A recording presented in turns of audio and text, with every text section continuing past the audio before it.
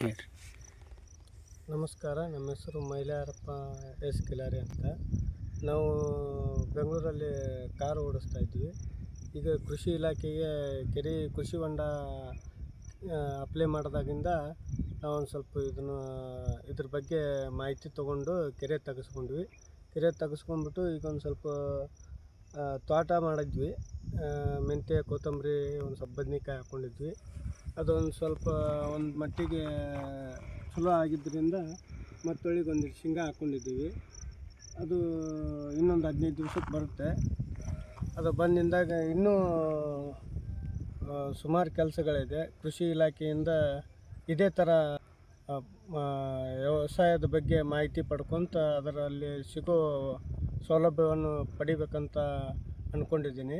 ನಿಮ್ಗೆ ಹ್ಞೂ ರೀ, ಅನುಕೂಲ ಆಗೈತಿ ಕೃಷಿ ಹೊಂಡದಿಂದ? ಹಾಂ, ಅನುಕೂಲ ಆಗೈತೆ ರೀ. ಹಾಂ, ಆದರೆ ಇನ್ನೂ ಒಂದು ಸ್ವಲ್ಪ ಭೂಮಿ ಗಿಡ ಈ ಕೃಷಿ ಹೊಂಡದ ನೀರನ್ನು ಅಲ್ಲಿ ಹೊಡಿತೀರಿ? ಕೃಷಿ ಹೊಂಡ ಶೆಲಿ ಹತ್ತಿದೆ ಸರ್. ಹಾಂ, ಆ ಶೆಲಿ ನೀರನ್ನು ನಾವು ಇದಕ್ಕೆ ದುರುಪಯೋಗ ಮಾಡಿಕೊಂಡು ಎಲ್ಲ ಉಪಯೋಗ ತಗೊಂಡಿರಿ.